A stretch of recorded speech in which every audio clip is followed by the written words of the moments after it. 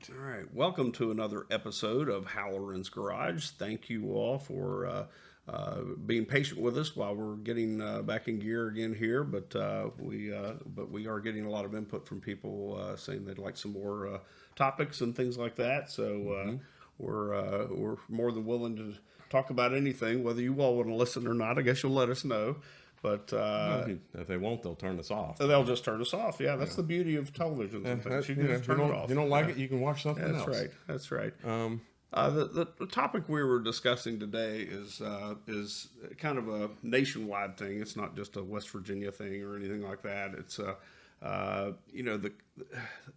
what has happened to people being courteous on the road, and don't quite understand why the erosion has happened like it has, but I don't know if it's just that people are impatient or what, or don't care or whatever. There's a lot of reasons I'm sure that we could come up with, but you being courteous on the road and trying not to be a jerk, basically.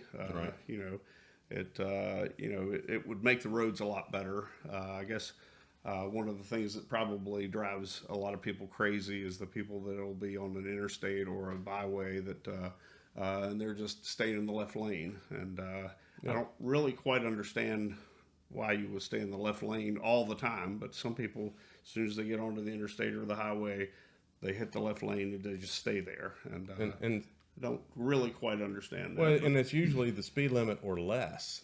You're right, right. I mean, and I don't understand why that has happened. Yeah. I mean, I don't know if people are afraid of the right lane. When I took my driver's license test, in the handbook for West Virginia, at least, it said that was a passing lane. It was not, and now people call it a fast lane. I don't understand the fast lane bit.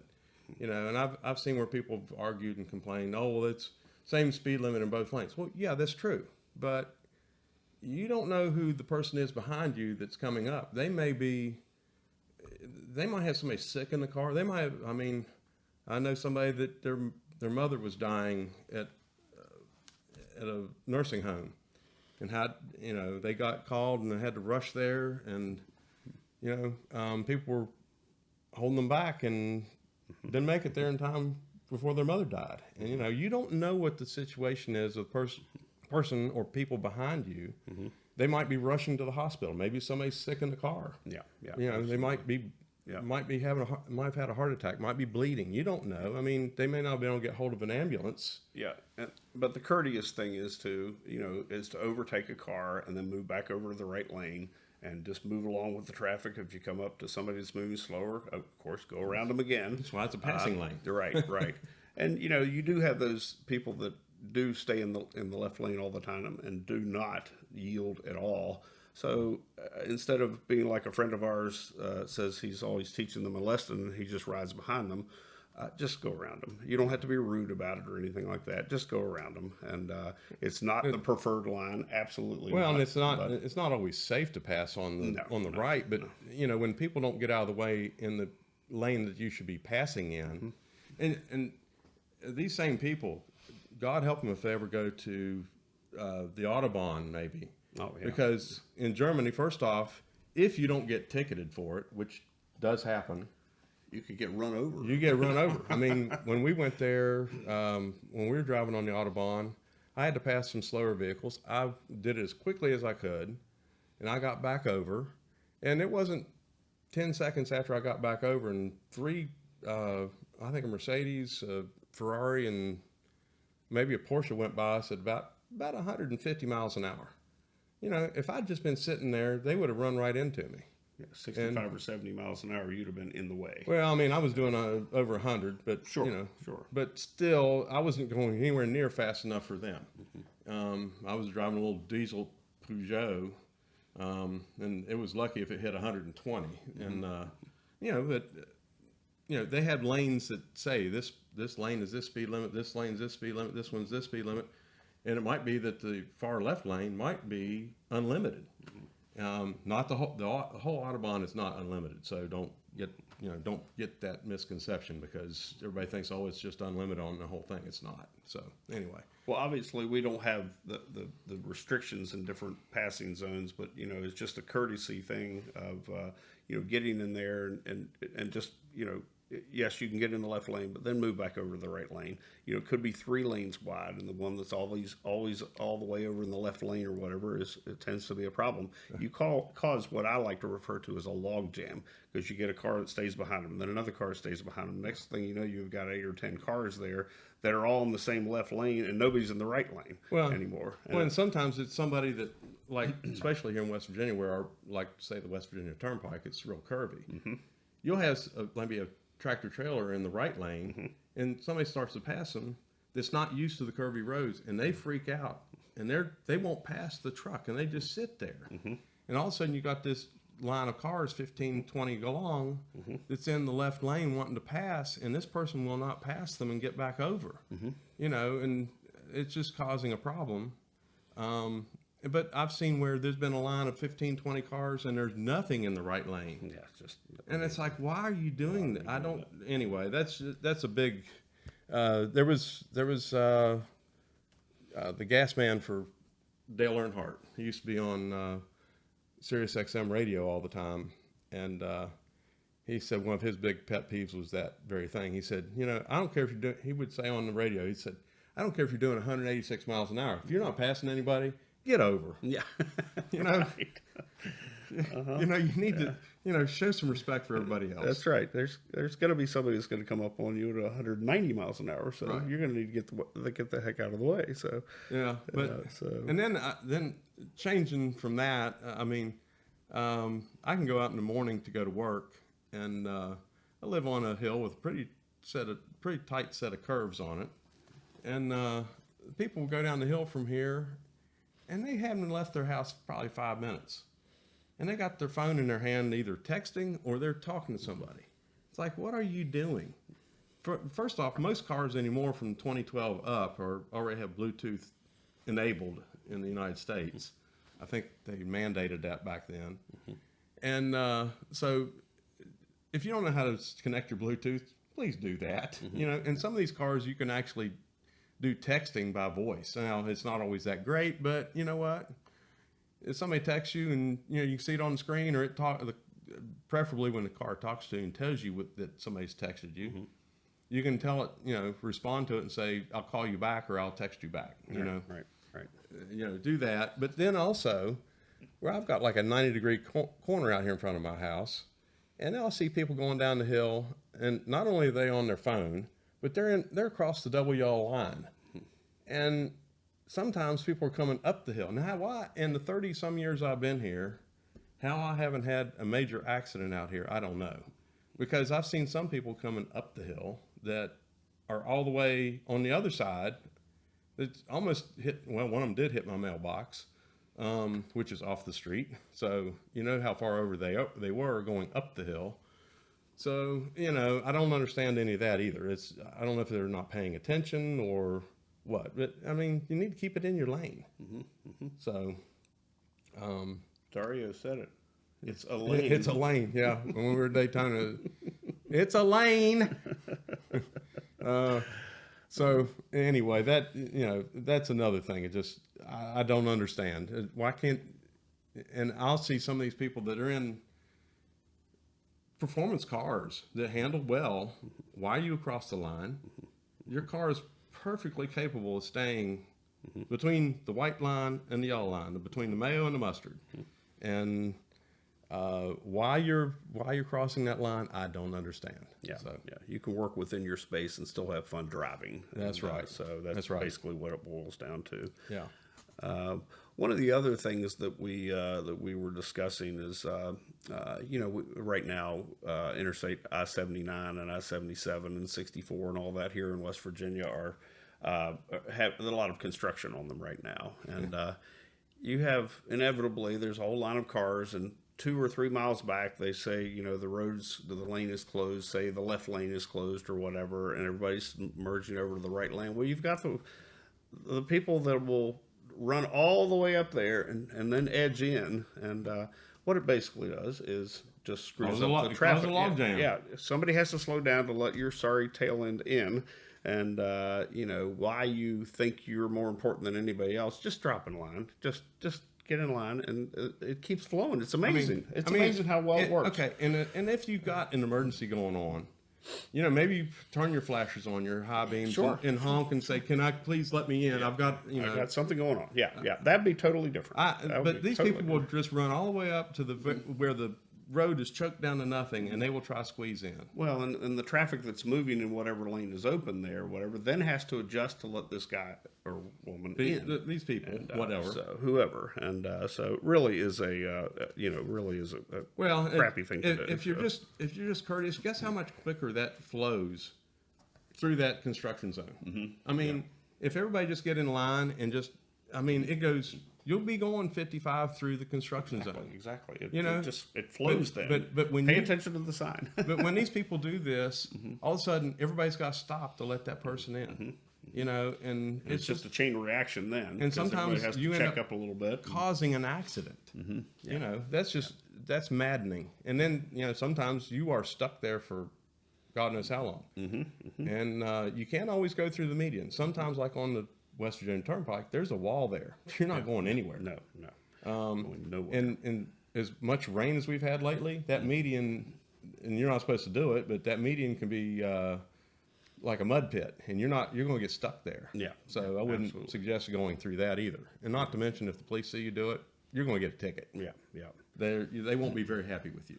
So yeah, the other aside from road construction, things like that I fail to understand at all is the people that pass school buses. What is the problem with people? You're talking about children. I really don't understand why you would overtake a bus like that with the lights flashing and the little sign out and all that, with the potential of hurting or killing somebody. Yeah. And that goes for the school zones also. Usually they're like 15 miles an hour. Do it. Just slow down. Slow down. I mean, you can't, even if you're in a hurry, you need to be, you really need to pay attention to school buses and the school zones. Absolutely. Most of these kids aren't paying attention. They're not. And anymore with kids having cell phones and stuff, they may be paying attention. They're looking at that and walk right out into the road and think everything's covered, or not really be thinking about what could happen. They're not thinking about it. And then like down there at Marshall now, there's where they've got the dorms across the road. 25 through there now. But the number of kids I see when I've been down there in Huntington that cross that 4 lanes of traffic. Not even looking. They're looking at their phone. They're not paying attention. Yeah, that's just... the school probably needs to build a couple bridges across crossovers. There. Yeah, crossovers for it. I know that's money, but they spend money on stuff down there all the time, so why not? Yeah. Same thing with here in town. We've got one of our big hospitals and 4-lane highway, and the people. They're having to dodge the traffic all the time. They park across the highway, and then they don't always go out to the light where the crosswalk is. They just cross in the middle of all this. The hospital probably, as much money as they spend on stuff, they need to build a bridge or a tunnel for them. They easily could do it. They spend millions of dollars on new sections of the hospital. Why not build a safe bridge for these people to cross? Right. Anyway, it would make sense. The other another subject, is some of the headlights and things that we've got on the vehicles now. The most cars have a DRL or daytime running light on them. Most of the cars, I'm not going to say all of them, most of them, even when those are on, you don't have tail lights. Okay? Right. They're not operating at the same time. Right. And it isn't until you actually reach over and turn, flip the button on to be headlights that you actually get your tail lights. I've seen the Hondas, I think, are bad about it. I'm not. If I don't turn them on in my company Subaru, the tail lights are not on. Not on. The headlights turn on as soon as you start it. Yeah. Put in gear, the lights are on. Right. And I don't believe you can even turn them off. Right. lots of people like to have it in automatic mode, so that I had a situation the one time where I had a company car. It was a Malibu, and I drove under a couple bridge overpasses, and it was a 4-lane. The sensor picks it up, and The sensor picked it up. There was the Ohio State Trooper coming in the opposite direction, and my lights turned on and off a couple times, and I drove by him, and I saw him make a U-turn down through the median, and he came up behind me and had turned his lights on and pulled me over. I was like, I wasn't speeding. What happened? And he's got his hand on his gun. I'm like, okay, what's going on here? So anyway, I opened the window, I leaned down, I said, is everything okay? He said, well, I'm getting ready to ask you the same thing. And he thought that somebody was like kidnapping me or something. And that I was trying to signal him. I was like, there's this stupid car and there's stupid automatic headlights. Yeah. He said, well, you were flashing your lights at me. I said, no, sir, I wasn't, but I understand now. So I just turn the lights on all the time, just leave them on. It's like, but in some of these cars, it's fine when they've had just halogen lights. Now they've got HIDs, and they have all these high intensity bright lights that, and sometimes in trucks and SUVs, they're up high. F-250 and up, and the Fords Well, have all these the- doubled up, double stacked headlights or whatever. All the new F-Series trucks, they're double stacked, and a lot of times on low beam, you have 4 lights pointing at you, and it looks like they're on high beam, and that's maddening. It's like, why in the heck did Ford do such a crazy thing? I mean, you always, okay, I saw 2 lights on there, it's low beam. But when there's 4 bulbs on, it's like, that's high beams. And I've yelled at people, I have it on low beam. Well, I don't know that. And supposedly there's a way to turn it to where it's only two of the lights lit, and that would be fantastic, but I don't know what they were thinking when they did that, but whatever. Well, with the high intensity bulbs that you've got, the HIDs and things like that, they are super, super bright. Be mindful of it. Like if you're pulling up to a traffic light and you've got to sit there for a while, and the poor little Miata up in front of you, you filled up the entire cabin with the lights. Sometimes it's back to courtesy again. Just back down the lights and Sure. just give them a little break there until you get moving again. You can flick them back on. People really do appreciate that kind of thing. When Kevin and I first started driving, we liked some of the aftermarket headlights, the CBAs, the Hellas, the Marshalls, the Bosch's, replacement European headlights. And, they were European spec, And they weren't really legal for the United States. Yeah. But they were much better lights for brightness, which was really great. And but really compared to some of these bulbs, they are nowadays. Just not even in comparison. And and those were well designed too. They were like the CBAs. I know they said they were like they were designed with a laser. Making sure that the beam was not encroaching on the oncoming traffic or too high. And of course you had to adjust them properly with the adjustment screws on them. But I remember putting them into my first car that I bought, my Camaro in '77. And Dad said, and I would have headlights on a lot of the time, especially when it was rainy or foggy. And Dad's like, why'd you do that? And I said, Dad, I want somebody to see me. I mean, it was a silver car. I was like, I want somebody to not say I didn't see you. Right. And so I did that all the time. And they were much better lights. So, well, and that brings up another point about, being a silver or a white or a dark colored car or whatever that doesn't really stand out, like a red or a yellow or something like that. In fog, light rain, mist, rain, heavy rain, whatever. Dusk, dawn. I mean, turn your lights on. I mean, because you cannot see these cars. And not all cars have DRLs. Yeah. Sometimes you can turn them off. And guess what? Right. You can't see them. Yeah. But it amazes me on the interstates that you see so many vehicles traveling at certain times of the day, like first thing in the morning when the sun's not quite gotten up, or the sun's going down in the evening, and they're running with no lights on. You simply cannot see these cars. Or they're running with the DRLs and they have no taillights. No taillights again. And here you got a dark colored car, and maybe the weather's a little iffy. I mean, it's bad enough if it's just dark. Yeah. and you come up on a dark car in the dark, it's like, unless you see the reflectors on the back of it, you may not see it. Yeah. And the way people don't pay attention anymore, it might be bad. Yeah, it might be really bad. Yeah, You know. and you definitely don't want anything like that. But the bottom line here is try to illuminate something on the car, the lights on it or whatever, because there's all kinds of weather. I mean, if it's a beautiful day, I certainly understand you don't need all that on, But it's when the weather's poor though, you really do need to be seen a little bit better than that, because again, most people they just miss things and when they're driving. Yeah, so. I mean, just make sure somebody can see you, and you can be seen and you can see them. Yeah, absolutely. So, but we do appreciate the topic to discuss this, and we maybe will revisit this again. But just a few things to be noteworthy of, being courteous on the road. I don't know where we've disappeared on being nice or whatever. There's nothing wrong with that. Yeah. When you come up on, in the state of West Virginia, if it's an emergency vehicle on the side of the road, you're supposed to move a lane over or as far over in your lane as you possibly can. Right. But I would extend that even further. Anybody on the side of the road. If it's a tractor trailer, if it's a car, they're having an issue, or they're just stopped on the side of the road. Give them some space. Maybe somebody in the car is sick or got to pee. Yeah. And little kids need to. You can't wait till they gotta go. I gotta go.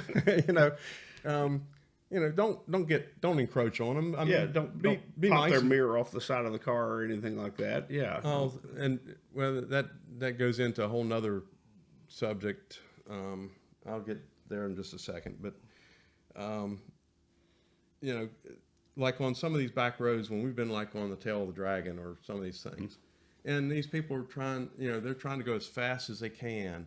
And okay, they may not cross the double yellow line, but like a motorcycle, he might be that his tire's right there at the double yellow line. Mm-hmm. Well, he's leaning over, and his head's over there about where your mirror is coming the opposite direction.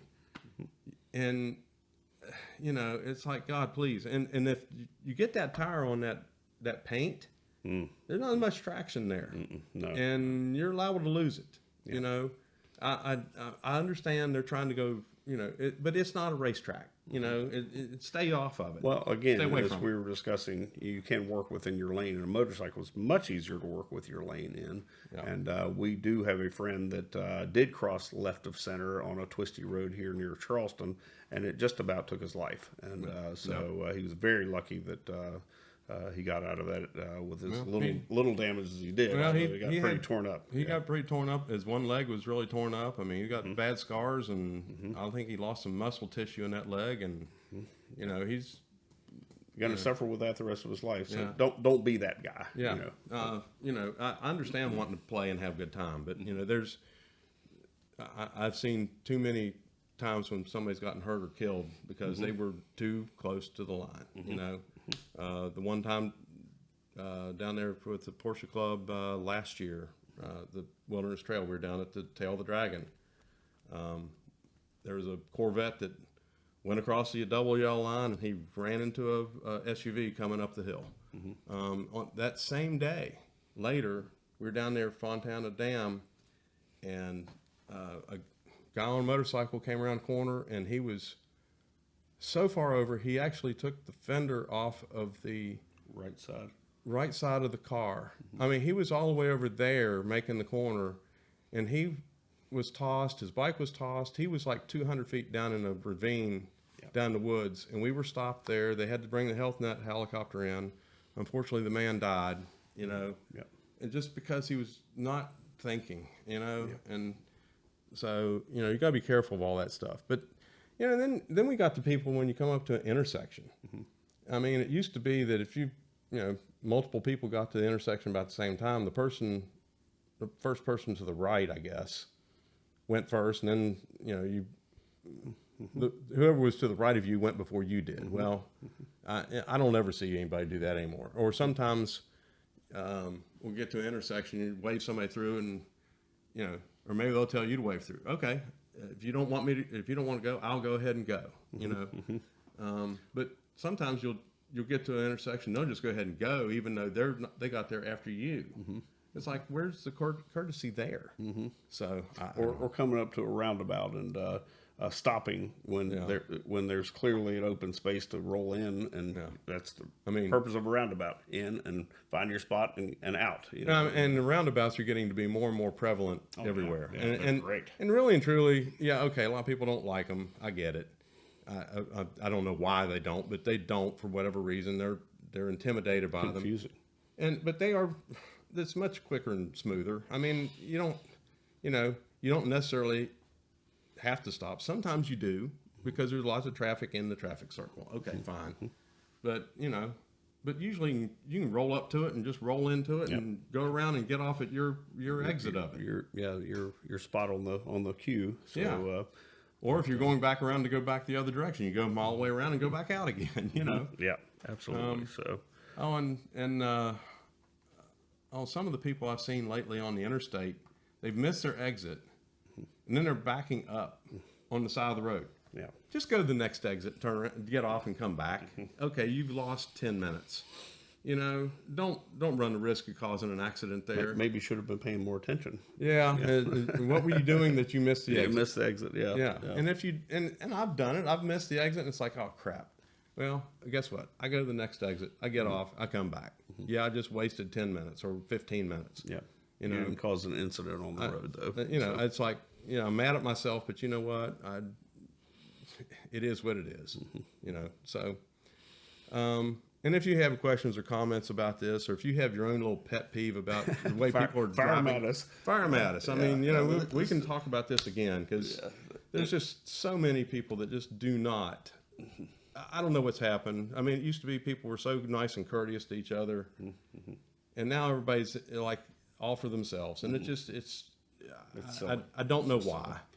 It's just silly. So it is silly. Yeah. It's I don't really understand what's happened to people. But again, thank you very much. This is the Halloran's Garage. You can reach us on YouTube under Halloran's Garage, as we found it here probably. Also, we're on, you can email us at halloransgarage@gmail.com. We're also on Facebook. And so please come and visit, and we will turn out another topic, and hopefully it'll be something else interesting. Hopefully, maybe next week. Of course, in a couple of weeks, Sean will be at the track, and so I don't know if we'll do anything then or not, but we'll try to keep with it again and get back on schedule. We've been kind of remiss about, getting them out there, but, we've had lots of things we've been trying to do, and just not working out the way we want, but we're going to try to get back in the swing of everything. So, absolutely. But thank you for joining us, and thank you very much. We'll talk to you next time.